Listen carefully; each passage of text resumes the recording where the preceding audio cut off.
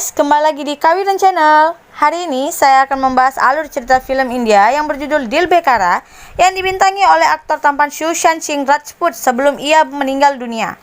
Ia berperan sebagai Emmanuel Rajkumar Jr. atau Manny yang mengidap penyakit osteosarkoma atau kanker tulang. Film ini juga dibintangi oleh artis cantik Sanjana Sanghi yang berperan sebagai Kizzy Basu yang mengidap penyakit kanker tiroid. Film ini juga disutradarai oleh Mukesh Chabra. Yang lebih menariknya, film ini mendapatkan 10 juta likes mengalahkan film Endgame yang hanya mendapatkan 3 juta likes. Sebelum menonton, jangan lupa subscribe, like, share, dan jangan lupa juga komen. Selamat menikmati. Okay. Kita diawali di sebuah pemakaman. Tanpa seorang gadis dengan selang di hidungnya berdiri di sudut pemakaman. Seorang pria yang istrinya telah meninggal dunia bercerita tentang kisah cintanya bersama istrinya. Namun, ia merasa sedih karena istrinya meninggalkan dia begitu cepat. Tiba-tiba, handphone gadis itu berdering dan dia pun segera mengangkat telepon. Ibunya yang sangat khawatir dengan kondisinya berbicara lewat telepon. Namun, gadis itu tampak berbohong. Dia berkata pada ibunya bahwa dia sedang berada di bioskop. Kemudian, gadis itu berjalan mendekati orang-orang yang ada di pemakaman. Setelah itu, dia pun memeluk mereka. Dia merasa saat memeluk mereka dia bisa merasakan penderitaan mereka. Di luar gedung, ibunya yang khawatir sedang menunggunya bersama dengan seorang tukang becak yang biasa menjemputnya. Ibunya bertanya kepada tukang becak berapa jam yang lalu dia sampai. Dan ibunya juga bertanya kepadanya film apa yang ia tonton sambil bercanda. Ternyata ibunya tahu kalau dia sedang berbohong. Ya, gadis itu bernama Kizzy Basu, seorang gadis yang setiap harinya harus tergantung pada obat. Ya, Kizzy Basu adalah seorang gadis penderita kanker tiroid yang harus membawa tabung oksigen di setiap detik dalam hidupnya. Kizzy juga ingin menjadi normal, menjalani kehidupan yang normal. Dia juga ingin tertawa, menangis, dan melakukan semacam kenakalan. Kizzy juga ingin menyukai pria yang paling tampan di kampusnya. Namun, Kizzy sadar bahwa tabung oksigen adalah hidupnya. Kizzy memiliki sebuah keinginan untuk bertemu Abhimanyu Vir, seorang musisi favoritnya. Keesokan harinya, di sebuah tempat, Kizzy melihat seorang pria yang aneh. Melihat tingkah pria itu, Kizzy pun takut lalu pergi. Saat berdiri di halte kampus untuk menunggu ibunya, pria aneh itu pun datang, lalu berkata bahwa namanya Emmanuel Rajkumar Jr. Kizzy pun menjawab bahwa namanya adalah Kizzy Basu. Pria itu pun membuat lelucon dengan mengganggu Kizzy. Setelah itu, dia pun menawarkan untuk mengantarkan Kizzy pulang. Namun, Kizzy tidak mau. Tak lama kemudian, ibu Kizzy pun datang. Manny berkata kepada ibu Kizzy bahwa ia adalah pacar Kizzy. Guys, disinilah awal mula terjadinya kisah cinta Kizzy dan Manny. Oh my god! Wow! Keesokan harinya, Kizzy dan Manny bertemu di rumah sakit tempat mereka melakukan pengobatan. Kemudian, pada pertemuan itu, seorang pria penderita kanker mata memperkenalkan dirinya. Pria itu bernama Jagdish Pandey yang merupakan teman dari Manny. Di saat itu mereka pun bercanda. Kemudian, dokter menyuruh Manny untuk menceritakan hal tentang dirinya. Manny pun berkata bahwa dia menderita osteosarkoma, yaitu kanker tulang, yang menyebabkan Manny harus kehilangan satu kakinya. Namun, dalam kondisi itu, mereka masih bisa bercanda.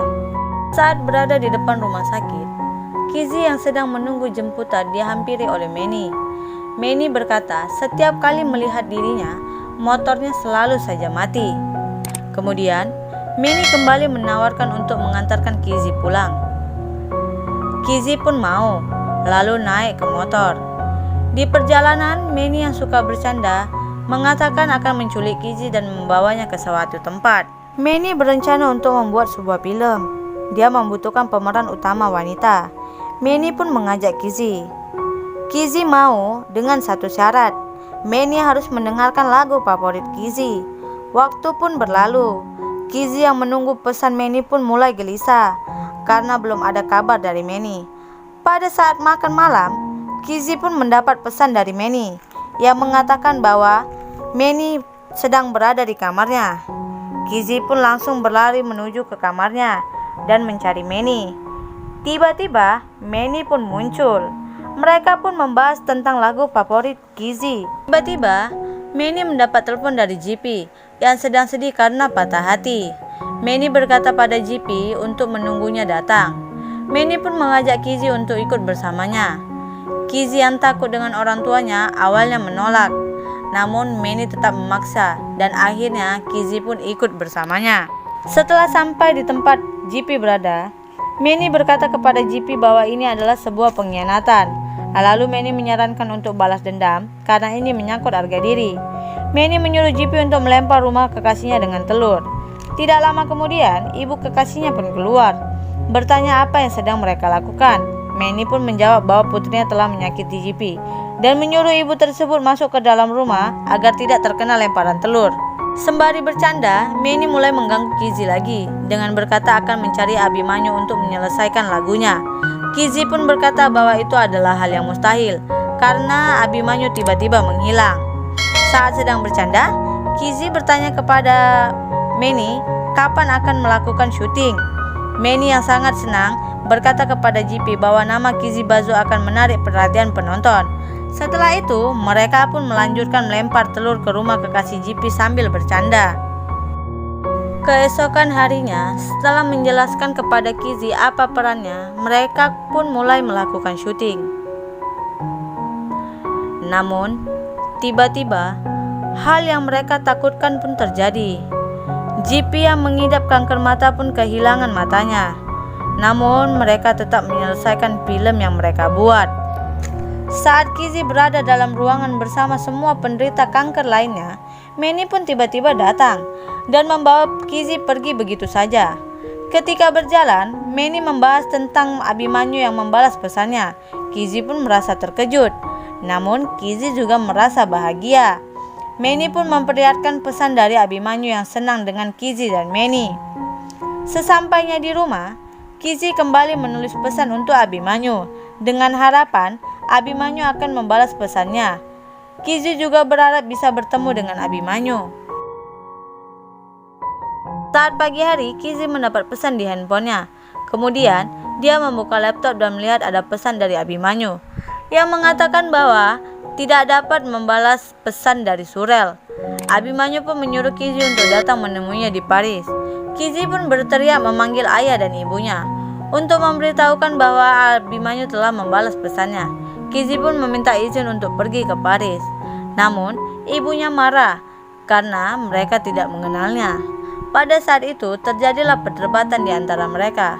Karena kondisi kesehatan Kizzy yang tidak memungkinkan untuk Kizzy pergi ke Paris, mereka pun pergi menemui dokter. Saat bertemu dokter, dokter pun mengatakan hal yang sama, bahwa tidak mungkin untuk Kizzy pergi ke sana.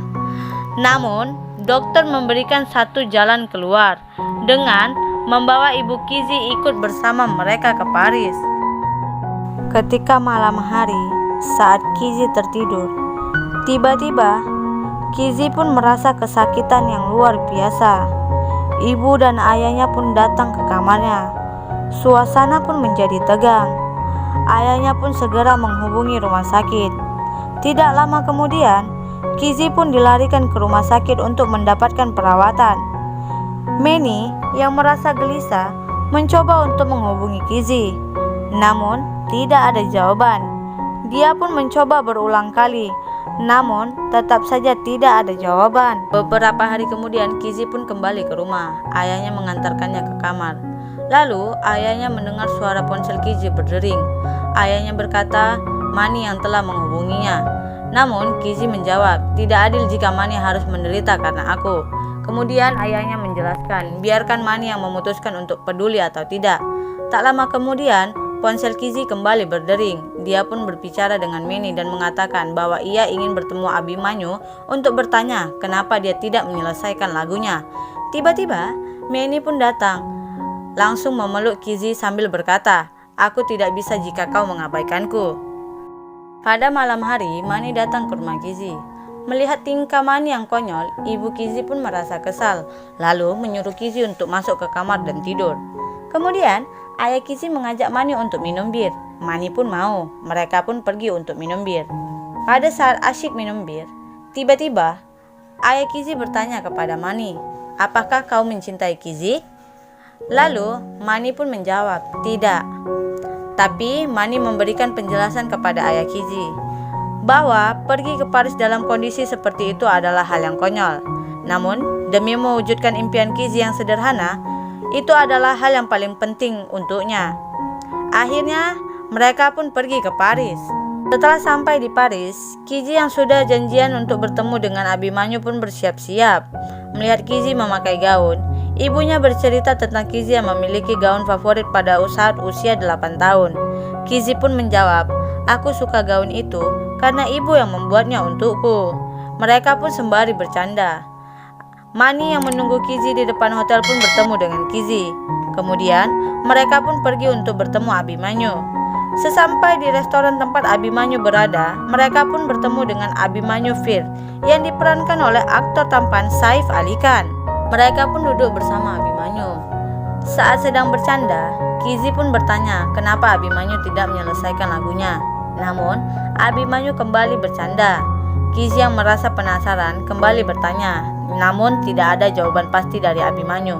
Manny yang merasa kesal dengan sikap Abimanyu membawa Kizi pergi dan mengatakan kepada asisten Abimanyu untuk membawanya ke dokter. Lalu, Abimanyu pun berkata tidak ada dokter yang bisa membantu karena kematian mematikan setiap harapan untuk hidup. Lalu, berjanji akan hidup bahagia setelah kematian. Berbahagialah. Abimanyu pun marah dan berbicara hal-hal aneh. Mereka pun pergi meninggalkan Abimanyu. Kizi yang merasa kata-kata Abimanyu itu benar pun merasa takut. Namun, Manny berusaha untuk menjelaskan pada Kizi sambil bercanda dan membuat Kizi tenang. Setelah kejadian itu, mereka pun memutuskan untuk menghabiskan waktu dengan berjalan-jalan bersama ibu Kizi. Tak terasa, malam pun tiba. Ibu Kizi pun mengizinkan mereka untuk pergi berdua. Kisah mereka pun berlanjut dengan adegan-adegan yang romantis. Eits, tapi di adegan nggak boleh ditayangi ya. Oh my god! Wow! Keesokan harinya, setelah sarapan, mereka pun pergi ke sebuah pemakaman. Kizi pun berkata kepada Manny bahwa Pushpinder sangat berharga untukku. Begitu juga kau untukku. Jantungku berdetak lebih cepat saat kau ada di dekatku. I love you. I love you, Emmanuel Rajkumar Junior. Manny pun tersipu malu. Tiba-tiba, Manny pun sedih. Kizi pun merasa bingung dan bertanya, "Apa yang terjadi, Manny?" Manny berkata, "Sebelum kau ke rumah sakit, aku sakit. Aku sulit untuk masuk. Aku pura-pura. Aku tidak sekarat. Bersikaplah seperti ini." Mereka pun kembali ke India. Kizi sedang menangis di kamarnya, sedangkan Manny berada di kamar dengan neneknya. Tak lama kemudian, orang tua Manny pun datang. Manny menggenggam tangan ibunya sambil menangis. Keesokan harinya, JP dan Kizi menjenguk Manny yang berada di rumah sakit. Kemudian, mereka bertanya tentang film sembari bercanda.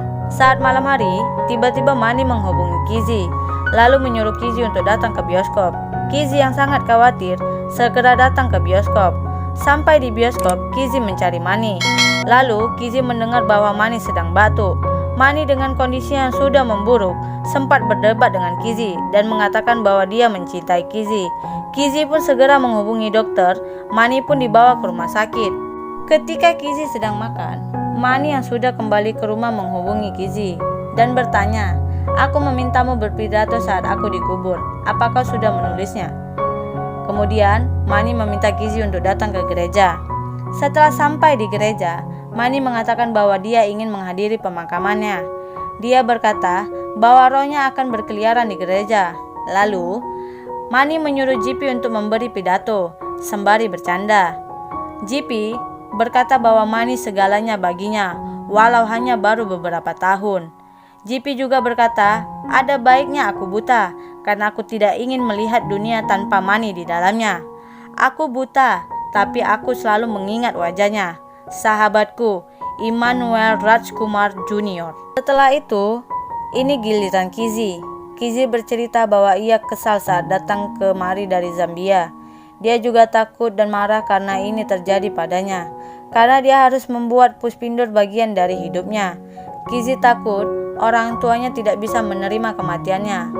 Suatu hari, Mani membuat tarian baru dalam hidupnya. Mani pria yang paling menyebalkan. Kizzy tak ingin bertemu dengannya. Dia membuat lelucon dan mengajariku. Dia juga mengajariku cara hidup. Dia juga menjadi tujuan hidupku. Dia keluar dari hidupku seperti saat dia memasukinya. Dia meninggalkanku sendiri lagi. Aku sendiri lagi. Itulah yang Kizzy katakan kepada Mani. 2 hari kemudian, Mani pun meninggal. Mani meninggalkan sebuah surat yang berisi, Kizzy, cerita berakhir dengan kematian raja dan ratu. Nenek menceritakan kisah ini. Kisah ini belum selesai. Hanya raja dan ratu yang seperti itu. Kita tidak bisa memutuskan kapan kita lahir atau mati. Tapi kita bisa memutuskan cara menjalani hidup. Jadi, Kizzy basuh, rajanya sudah mati, tapi ratunya masih hidup. Begitu pula cerita kita. Kizzy, aku pernah berjanji untuk menyelesaikan lagu favoritmu. Aku harus mencari Abimanyu yang gila itu. Aku pecinta sejati, tapi penulis yang buruk. Dia pria yang kejam, tapi musisi sejati. Itulah yang ditulis Mani di dalam surat tersebut. Nah guys, itu adalah alur cerita film Dil Bekara. Pesan moral yang dapat kita ambil dari film ini adalah, penyakit bukanlah sebuah alasan untuk kita berhenti berkarya. Penyakit juga bukan sebuah alasan untuk kita berhenti membahagiakan orang lain. Penyakit juga bukan sebuah alasan untuk kita berhenti menjalankan hidup. Buatlah diri kita menjadi motivasi bagi orang-orang yang memiliki penyakit mematikan lainnya. Karena pada dasarnya, kematian ataupun kelahiran adalah rahasia Tuhan. Satu lagi nih guys, kita mencintai seseorang dengan tulus, kita tidak akan menuntut hal apapun darinya. Ketika orang yang kita cintai pergi untuk selamanya, cinta itu akan tetap ada. Karena pada dasarnya cinta tidak harus memiliki. Oke guys, saya Kawia mengucapkan terima kasih karena telah menonton. Sampai jumpa di video-video selanjutnya.